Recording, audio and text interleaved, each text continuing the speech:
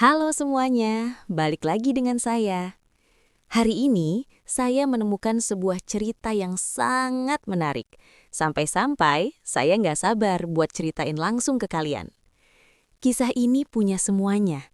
Ada sedihnya, ada bahagianya, dan yang pasti, ada pelajaran berharga di dalamnya. Jadi, siapkan cemilan kalian, dan mari kita mulai pembahasannya.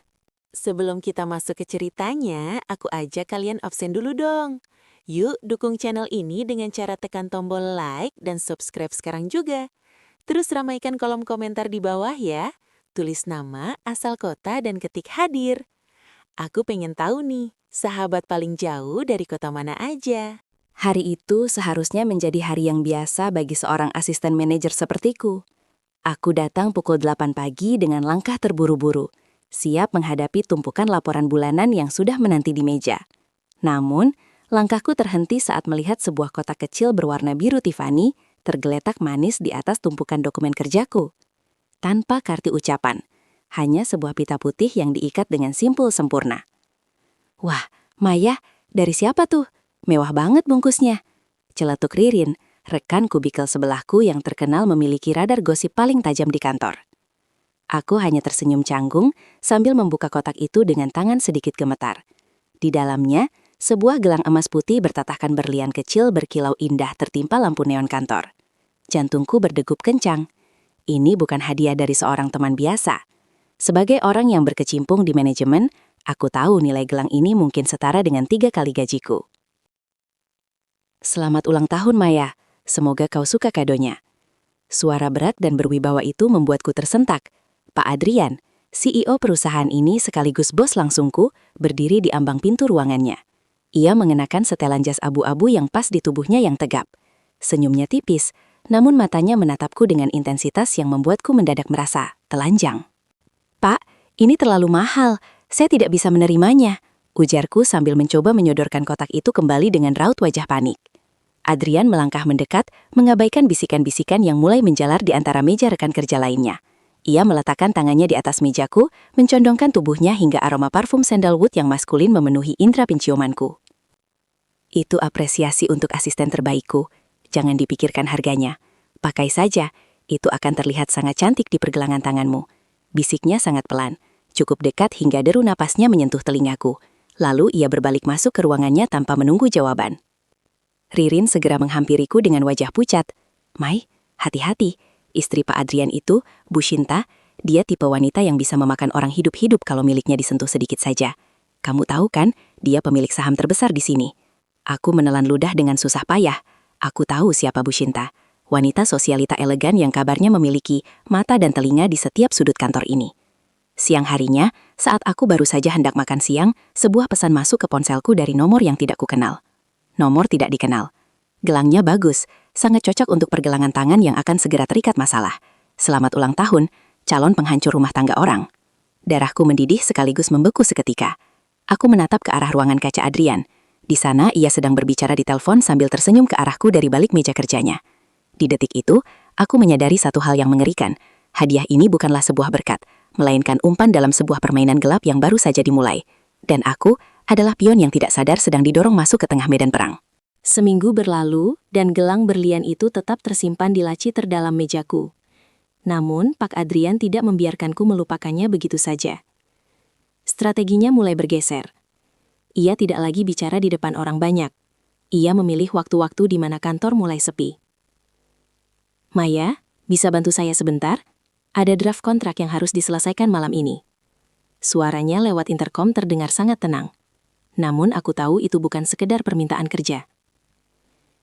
Di ruangannya yang remang-remang, hanya diterangi lampu meja kerja yang hangat, Adrian tidak sedang memegang dokumen. Ia berdiri di dekat jendela besar yang memperlihatkan kerlap-kerlip lampu kota Jakarta. Kamu tahu Maya? Ia berujar tanpa menoleh. Terkadang aku merasa gedung ini lebih seperti rumah bagiku daripada rumahku yang sebenarnya. Aku berdiri mematung di dekat pintu. Maksud Bapak? Ia berbalik, menatapku dengan binar mata yang terlihat lelah, atau setidaknya ia ingin aku melihatnya begitu. Shinta tidak pernah memahamiku. Baginya, aku hanyalah alat untuk memperluas imperium keluarganya. Di rumah itu, aku bukan suami. Aku hanyalah pion dalam catur kekuasaannya. Adrian melangkah mendekat. Jarak kami kini hanya 1 lengan. Tapi bersamamu, di kantor ini, aku merasa dihargai sebagai manusia. Kamu punya ketulusan yang sudah lama tidak kutemukan, Maya. Tangan Adrian perlahan naik, menyentuh pundakku.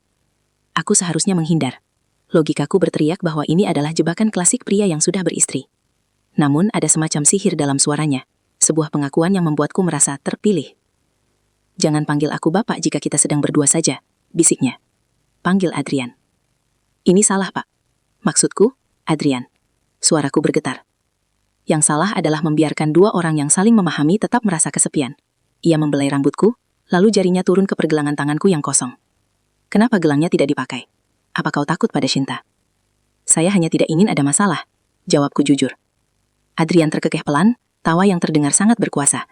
Shinta terlalu sibuk dengan kegiatan amalnya untuk memedulikan asistenku. Lagi pula, aku yang memegang kendali di sini. Ia menarikku lembut ke dalam pelukannya.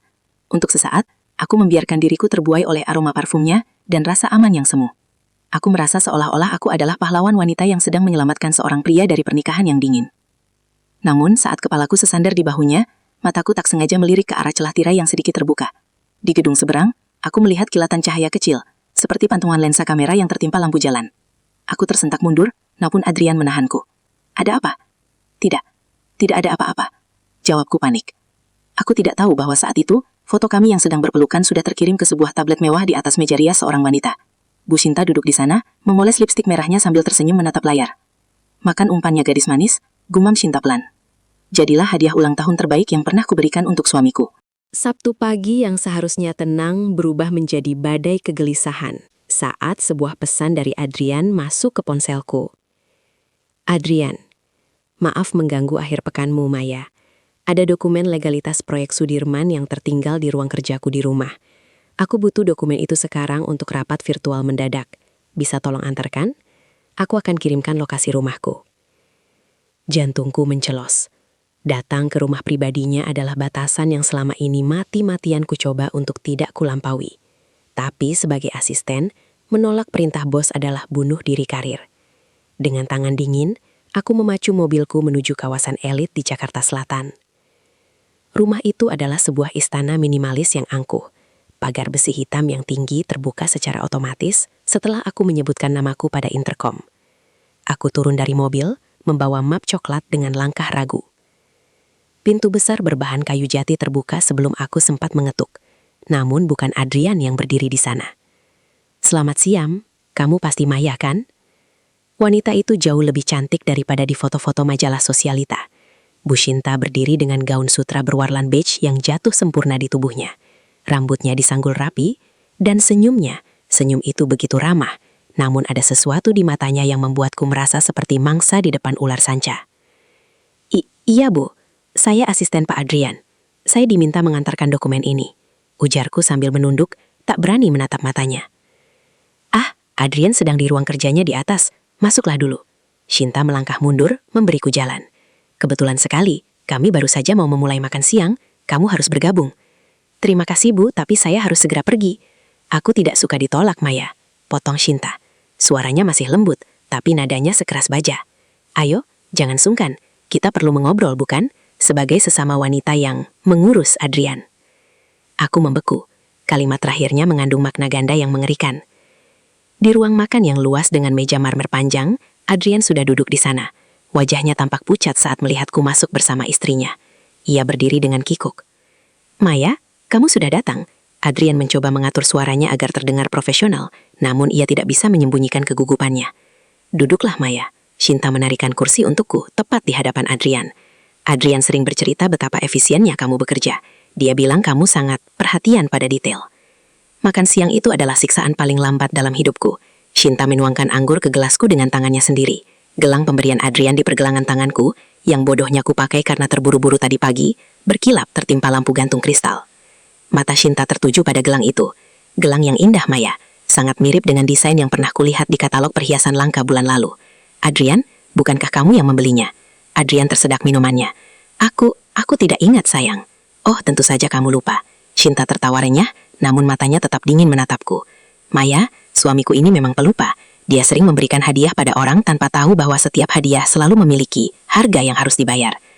Shinta kemudian meraih tanganku, mengelus gelang itu dengan ujung jarinya yang dingin. Selamat ulang tahun yang terlambat, Maya. Semoga kamu menikmati hadiah ini selagi bisa. Di detik itu aku sadar, Adrian tidak mengundangnya karena dokumen. Shinta lah yang mengatur agar aku datang ke sini. Aku bukan sekadar selingkuhan yang tertangkap. Aku adalah hiburan makan siang bagi seorang istri yang sedang menyiapkan panggung balas dendamnya. Setelah makan siang yang mencekam itu, aku mengira Bu Shinta akan melabrakku, atau setidaknya memecatku melalui Adrian. Namun, yang terjadi justru sebaliknya. Keesokan harinya, sebuah buket bunga raksasa dan keranjang buah organik tiba di mejaku dengan kartu ucapan bertuliskan tangan yang rapi. Terima kasih sudah mengantarkan dokumennya kemarin. Senang mengenalmu lebih dekat. Shinta. Rekan-rekan kantor mulai berbisik. Mereka bingung melihat kedekatan antara istri CEO dan asisten suaminya.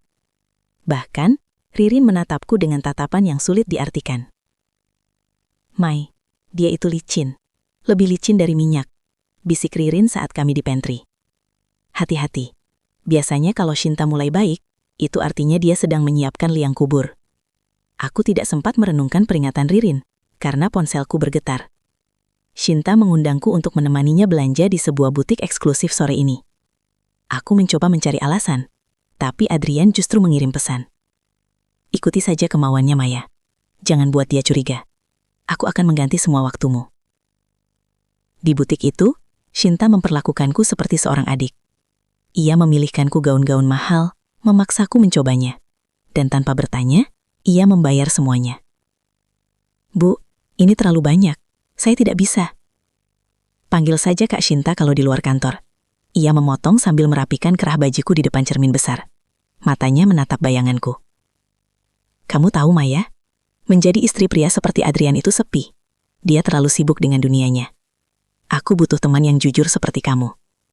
Ia memutar tubuhku agar aku menghadapnya. Adrian itu pria yang sulit. Dia sering mencari pelarian karena tekanan pekerjaan. Kadang dia butuh hiburan di luar. Aku tahu itu. Dan aku lebih suka dia bersama wanita yang kukenal dan kusukai seperti kamu, daripada wanita sembarangan. Aku terperangah. Jantungku serasa berhenti. Apakah dia baru saja memberiku izin? Kak Shinta, saya tidak mengerti maksud kakak, ujarku terbata. Shinta tersenyum, sebuah senyuman yang terlalu sempurna hingga terasa tidak manusiawi. Maksudku, Maya, tetaplah dekat dengan Adrian. Jaga dia untukku. Pastikan dia bahagia. Selama kamu jujur padaku, aku akan memastikan karirmu dan keluargamu terjamin. Ia kemudian membungkuk, membisikkan sesuatu tepat di telingaku. Tapi jangan pernah mencoba memilikinya secara utuh. Karena jika kamu melakukannya, aku akan mengambil kembali semua yang sudah kuberikan, termasuk gelang berlian yang kamu pakai itu. Malamnya, Adrian datang ke apartemenku.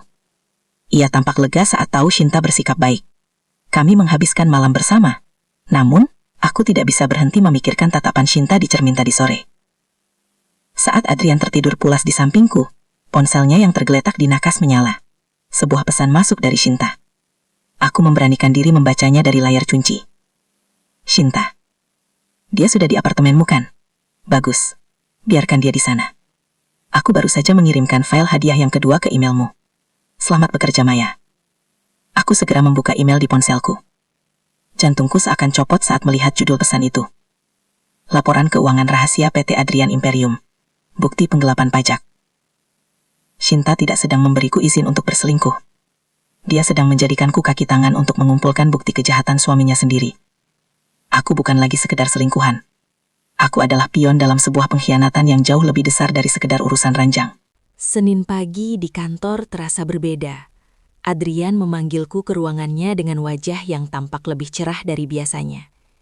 Begitu pintu tertutup, ia menarikku ke sudut ruangan yang tidak terjangkau kamera pengawas dan menyelipkan sebuah amplop coklat kecil ke tanganku. Buka di rumah nanti, bisiknya dengan mata berbinar. Itu tempat baru kita, atas namamu Maya. Aku ingin kamu punya tempat yang layak, tanpa perlu takut ada yang mengawasi. Saat jam istirahat, aku membuka amplop itu di toilet. Sebuah kartu akses apartemen mewah di kawasan pusat bisnis dan surat perjanjian sewa atas namaku untuk 2 tahun ke depan. Jantungku berdegup kencang antara rasa senang dan mual. Ini adalah sangkar emas yang dijanjikan banyak pria simpanan, tapi bagiku, ini terasa seperti segel yang mengunci nasibku. Baru saja aku hendak memasukkan kembali kartu itu, ponselku bergetar. Sebuah pesan WhatsApp dari Shinta. Shinta, apartemen yang bagus bukan? Unit 22B. Pemandangannya sangat indah saat malam. Adrian memang punya selera yang bagus untuk memanjakan wanitanya. Tanganku gemetar hebat. Bagaimana dia bisa tahu? Bahkan Adrian baru saja memberikanku kartunya semenit yang lalu. Shinta, temui aku di kafe biasa jam 5 sore ini. Jangan terlambat, ada hadiah ketiga yang harus kita bahas. Aku datang ke kafe itu dengan perasaan seperti narapidana menuju tiang gantungan. Shinta sudah duduk di sana, menyesat teh chamomile dengan sangat tenang. Di atas meja, ia meletakkan sebuah pulpen yang sebenarnya adalah alat perekam suara. Adrian sudah memberikan kuncinya? Tanya Shinta tanpa basa-basi. Sudah, Kak, jawabku lirih. Bagus, sekarang dengarkan aku baik-baik, Maya. Shinta mencondongkan tubuhnya, suaranya merendah namun tajam. Di dalam apartemen itu, di bawah meja kerja yang Adrian siapkan, ada sebuah brankas kecil tersembunyi. Adrian akan menyimpan dokumen-dokumen proyek gelapnya di sana. Dia pikir apartemen atas namamu adalah tempat paling aman dari jangkauan audit perusahaan dan jangkauanku. Shinta menyodorkan sebuah USB kecil ke arahku. Tugasmu sederhana.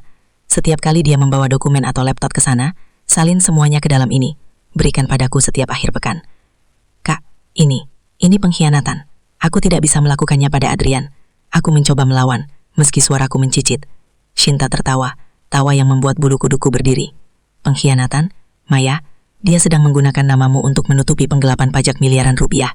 Jika perusahaan ini digrebek, siapa yang akan masuk penjara karena dokumen-dokumen itu ada di apartemen atas namamu? Bukan Adrian, tapi kamu. Aku tersedak napas sendiri.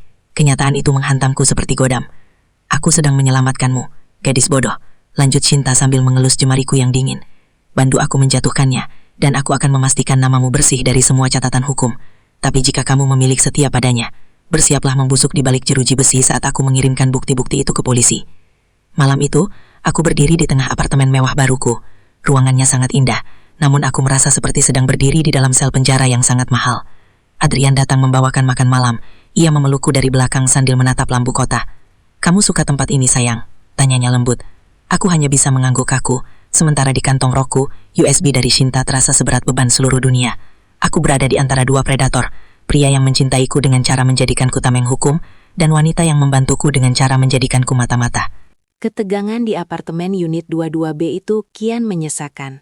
Setiap kali Adrian datang membawa tas kerja kulitnya dan menghabiskan berjam-jam di depan laptop di ruang kerja kecil itu, aku merasa seperti sedang duduk di atas bom waktu.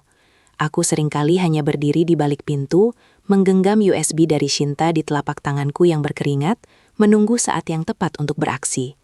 Namun, ancaman justru datang dari arah yang tidak terduga.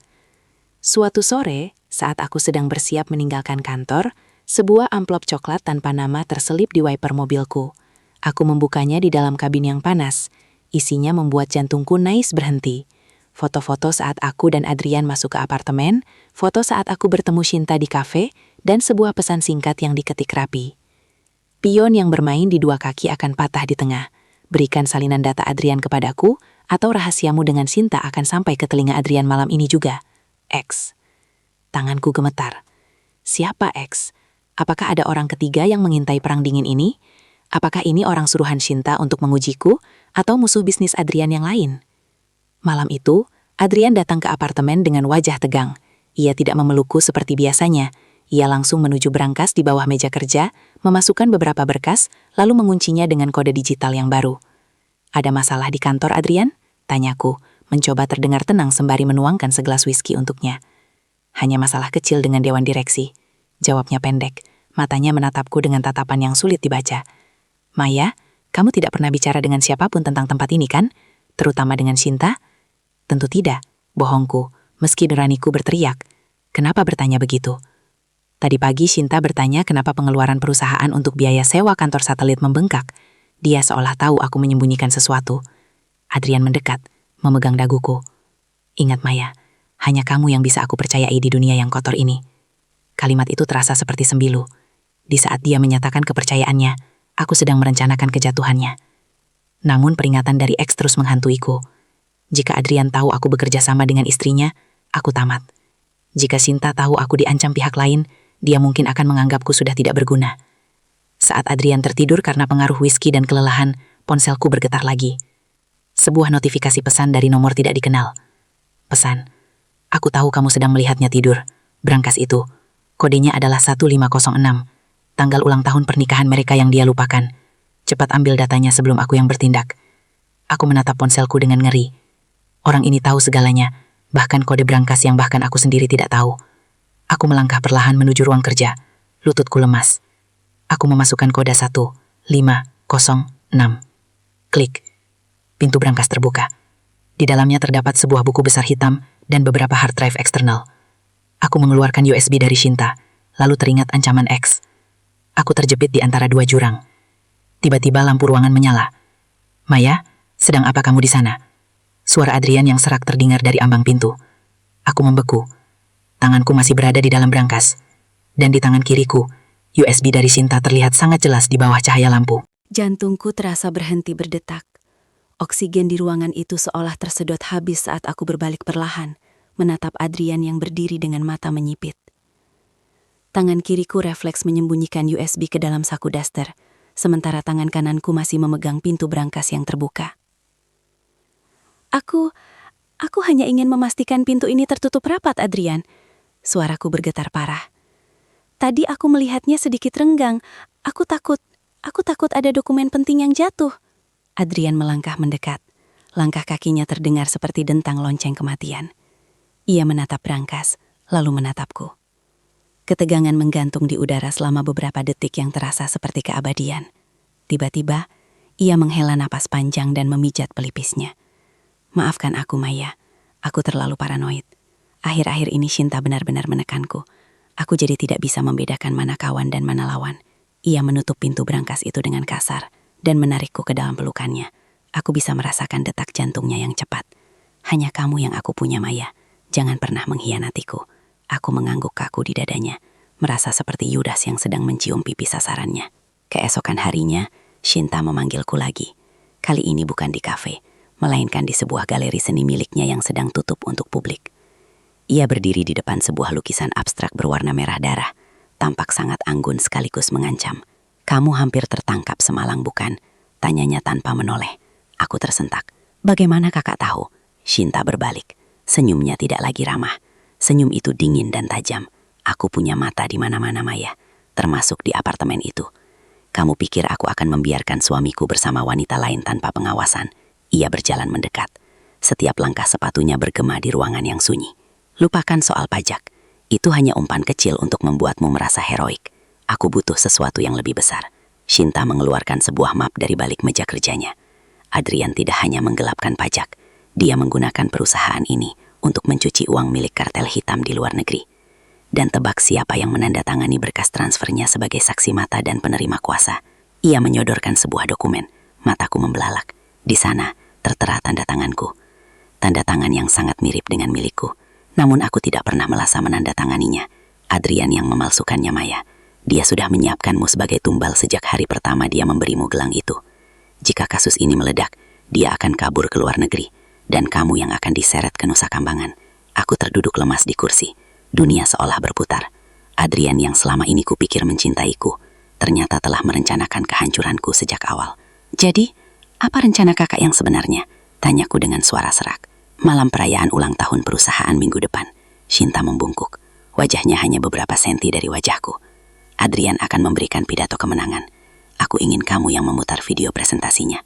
Tapi alih-alih video profil perusahaan, kamu akan memasukkan data-data ini langsung ke sistem live streaming mereka. Kakak ingin menghancurkannya di depan semua kolega. Aku tidak ingin menghancurkannya, Maya. Bisik Shinta dengan kilatan kegilaan di matanya. Aku ingin menghapusnya. Aku ingin dia kehilangan segalanya. Harta, nama baik, dan kebebasan. Dan kamu akan menjadi pahlawan yang membongkar ini karena merasa bersalah. Dengan begitu, aku bisa menjamin kebebasanmu. Saat aku keluar dari galeri, ponselku bergetar. Pesan dari X. Shinta berbohong padamu. Dia bukan ingin membebaskanmu. Dia ingin kamu dan Adrian masuk penjara bersama, agar dia bisa menguasai seluruh aset tanpa gangguan. Temui aku sekarang di parkiran bawah tanah jika ingin selamat. Aku berdiri di trotoar, terjepit di antara 3 iblis. Suami orang yang mengkhianatiku, istrinya yang haus balas dendam, dan sosok misterius yang tahu segalanya. Lantai parkir bawah tanah galeri itu terasa lembab dan pengap. Aku berjalan menuju pilar nomor 4C, tempat yang disebutkan oleh X.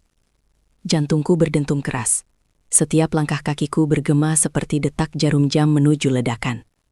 Sebuah mobil sedan hitam dengan kaca gelap menyalakan lampu jauhnya 2 kali. Pintu kemudi terbuka, dan seorang pria dengan jaket hoodie gelap keluar. Saat ia melepas penutup kepalanya, aku nyaris jatuh terduduk. Raka, bisikku tak percaya. Raka adalah manajer operasional di kantor. Orang kepercayaan Adrian yang selama ini kukira adalah teman setia sang bos. Kejutannya cukup besar kan, Maya? Raka mendekat. Wajahnya tampak lelah dan penuh kecemasan. Aku bukan bagian dari rencana gila Shinta. Dan aku juga bukan lagi kaki tangan Adrian. Aku hanya orang yang tahu terlalu banyak dan ingin keluar dari lingkaran ini sebelum semuanya terbakar. Kenapa kamu membantuku? Tanyaku penuh curiga. Karena aku juga dijadikan tameng, sama sepertimu. Raka menunjukkan sebuah berkas digital di tabletnya. Adrian memalsukan tanda tanganku juga untuk transaksi pencucian uang itu. Shinta benar tentang niat Adrian, tapi dia bohong tentang keselamatanmu. Shinta sudah menyiapkan pengacara untuk membuktikan bahwa kamu adalah otak di balik semua ini. Bekerja sama dengan Adrian secara sukarela karena cinta. Duniaku semakin gelap. Lalu aku harus bagaimana? Shinta memintaku membongkar semuanya di malam perayaan kantor. Lakukan saja, kata Raka tegas. Tapi jangan gunakan USB dari Shinta. Dia sudah memasukkan virus yang akan menghapus jejak keterlibatannya sendiri dan justru memberatkanmu. Gunakan data asli yang kuberikan ini. Di sini ada bukti bahwa Shinta tahu tentang pencucian uang ini sejak 2 tahun lalu, dan sengaja mendiamkannya untuk memeras Adrian. Aku menerima flash disk kecil dari Raka. Tanganku sedingin es. Kini aku benar-benar bermain 2 kaki, atau mungkin 3. Aku harus bersandiwara di depan Adrian sebagai kekasih yang setia, di depan Shinta sebagai pion yang patuh, dan di depan Raka sebagai sekutu yang terdesak. Malam itu, Adrian mengajakku makan malam romantis di apartemen. Ia memberikan sebuah kotak perhiasan lagi, sepasang anting yang senada dengan gelang darinya. Minggu depan adalah malam besar kita, Maya. Ucap Adrian sambil memakaikan anting itu ke telingaku. Setelah acara itu, aku akan mengumumkan pengunduran diriku dan kita akan pergi ke luar negeri. Hanya kita berdua. Semuanya sudah siap. Aku menatap matanya, mencoba mencari sisa-sisa kejujuran. Namun yang kulihat hanyalah pantulan diriku yang menyedihkan. Aku tahu, keluar negeri yang ia maksud kemungkinan besar adalah dia melarikan diri. Sementara aku tertinggal di sini menghadapi polisi. Aku percaya padamu, Adrian. Bohongku dengan senyum paling manis yang bisa kubentuk. Di saat yang sama, ponselku di atas meja bergetar. Pesan singkat dari Shinta. Shinta, pastikan gaun merah yang kubelikan kemarin dipakai saat malam perayaan. Aku ingin semua orang melihat betapa cantiknya hadiah yang akan menghancurkan suamiku. Aku berdiri di antara 2 orang yang saling memeluk, namun masing-masing memegang pisau di balik punggung mereka. Aku menyadari satu hal. Aku tidak bisa mempercayai siapapun. Raka, Shinta, maupun Adrian. Aku harus menciptakan jalanku sendiri untuk keluar dari labirin ini. Meskipun itu berarti aku harus membakar seluruh labirin tersebut bersama mereka di dalamnya. Aula ballroom hotel bintang 5 itu berkilau oleh cahaya lampu gantung kristal dan aroma kekuasaan yang pekat. Ratusan kolega bisnis, pemegang saham, dan jajaran direksi mengenakan pakaian terbaik mereka. Menyesap sampahnya sambil membicarakan angka-angka pertumbuhan perusahaan. Aku berdiri di sudut ruangan, mengenakan gaun merah pembelian Shinta. Warnanya begitu mencolok, seolah-olah aku adalah target yang sengaja dipasang di tengah ruangan. Pergelangan tanganku terasa berat oleh gelang berlian dari Adrian. Dan di telingaku, anting-anting itu seakan membisikkan pengkhianatan. Kamu cantik sekali malam ini, Maya. Bisik Adrian yang tiba-tiba muncul di sampingku. Ia memegang segelas whisky, wajahnya tampak sangat percaya diri. Setelah presentasi ini, kita akan bebas. Aku sudah menyiapkan paspor dan tiket untuk penerbangan jam 3 pagi nanti. Aku tersenyum kaku. Semoga semuanya berjalan sesuai rencana, Adrian. Di sisi lain ruangan, aku melihat Shinta. Ia tampak seperti ratu yang sedang mengawasi wilayah kekuasaannya. Ia mengangkat gelas anggurnya ke arahku dari kejauhan. Sebuah isyarat dingin bahwa waktunya telah tiba. Hadirin sekalian, suara pembawa acara menggema. Mari kita sambut CEO kita, Bapak Adrian, untuk memberikan presentasi mengenai masa depan imperium ini. Adrian melangkah ke panggung dengan tepuk tangan meriah. Ia memberiku isyarat untuk menuju ke panel kendali operator di bagian belakang aula. Di sana, seorang teknisi sudah menunggu. Mbak Maya, Pak Adrian bilang Mbak yang akan memasukkan USB presentasinya. ujar teknisi itu. Tanganku masuk ke saku gaun. Di sana ada 3 USB. 1 dari Adrian, presentasi palsu. 1 dari Shinta, bukti pajatnya sendiri. Dan 1 dari Raka, bukti pencucian uang Adrian sekaligus keterlibatan Shinta. Dadaku sesak. Jika aku mengikuti Shinta, aku selamat, tapi tetap menjadi alat miliknya selamanya. Jika aku mengikuti Raka, aku meledakkan semuanya. Adrian mulai berbicara di atas panggung, menceritakan tentang integritas dan kejujuran perusahaan. Munafik. Aku menatap layar laptop operator. Jariku gemetar hebat. Tiba-tiba, aku melihat Shinta mendekat ke arah panggung, berdiri di barisan terdepan dengan senyum kemenangan. Namun, matanya tidak menatap suaminya. Matanya menatapku, tajam dan menuntut. Klik. Aku memasukkan USB dari Raka. Layar raksasa di belakang Adrian yang seharusnya menampilkan grafik keuntungan, mendadak berubah menjadi gelap. Detik berikutnya, muncul deretan transkrip transfer bank, dokumen pencucian uang dengan tanda tangan Adrian, dan yang paling mengejutkan, rekaman suara Shinta saat ia mengakui tahu tentang semua kejahatan itu dan sengaja menggunakannya untuk pemerasan. Seluruh aula mendadak sunyi senyap, sebelum kemudian riuh oleh bisikan yang mengerikan. "Apa ini?" teriak Adrian, berbalik menatap layar dengan wajah pucat pasi. Ia menoleh ke arahku, matanya dipenuhi kemarahan dan rasa tidak percaya. "Maya, apa yang kamu lakukan?" Shinta pun membeku. Wajahnya yang semula tenang berubah menjadi monster kemarahan saat mendengar suaranya sendiri berputar di pengeras suara aula. "Matikan! Matikan sekarang!" teriak Shinta pada operator. Tapi aku tidak berhenti. Aku melangkah maju ke arah kerumunan, membawa mikrofon cadangan. "Semua yang kalian lihat adalah nyata." Suaraku bergema di seluruh ruangan, memotong kepanikan mereka. Bapak Adrian bukan CEO yang hebat. Dia adalah pencuci uang. Dan Ibu Shinta bukan istri yang terzalimi. Dia adalah otak di balik pemerasan sistematis ini. Mereka berdua menggunakan saya sebagai tumbal. Polisi yang sudah dihubungi oleh Raka sebelumnya, mulai merangsek masuk ke dalam aula. Adrian mencoba lari ke pintu belakang, namun Raka sudah berdiri di sana bersama petugas. Di tengah kekacauan itu, aku melepas gelang berlian di tanganku dan melemparkannya ke lantai marmer. Bunyi dentingnya terdengar kecil di tengah teriakan. Namun bagiku, itu adalah bunyi rantai yang akhirnya putus. Malam perayaan itu tidak berakhir dengan sampahnya. Malam itu berakhir dengan kilatan lampu biru polisi dan kehancuran 2 orang paling berkuasa yang pernah kukenal. Aku berdiri sendirian di tengah aula yang mulai kosong. Gaun merahku tampak seperti genangan darah di bawah lampu kristal yang mulai redup. Ruang interogasi itu dingin dan pengap, sangat kontras dengan kemewahan ballroom hotel semalam. Aku masih mengenakan gaun merah yang kini tampak kusam, duduk di hadapan 2 penyidik yang menatapku dengan datar. Namun untuk pertama kalinya dalam berbulan-bulan, aku bisa bernapas dengan lega.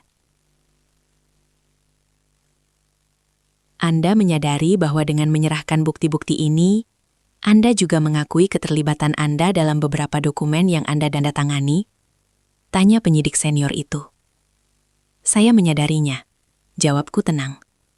Saya siap menanggung konsekuensinya. Selama Adrian dan Shinta tidak bisa lagi menyembunyikan kebenaran di balik kekuasaan mereka.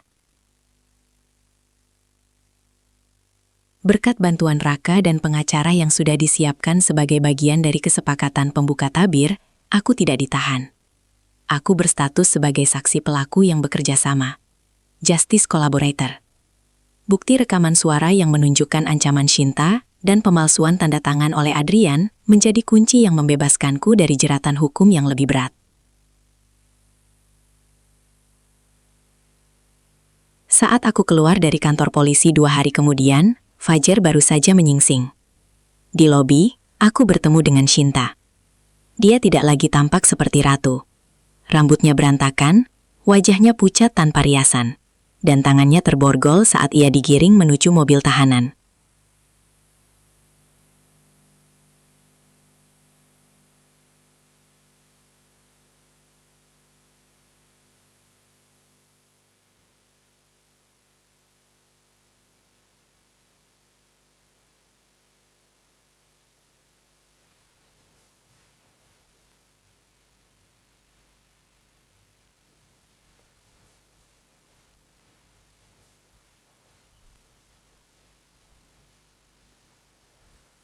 Oke, itu dia pembahasan kita hari ini. Gimana? Cukup bikin geleng-geleng kepala, kan? Saya harap kalian dapat sesuatu dari video ini, atau minimal bisa nemenin waktu luang kalian. Jangan lupa subscribe kalau kalian nggak mau ketinggalan cerita-cerita menarik berikutnya yang bakal saya bahas. Makasih udah mampir di channel ini. Sampai jumpa lagi di video berikutnya.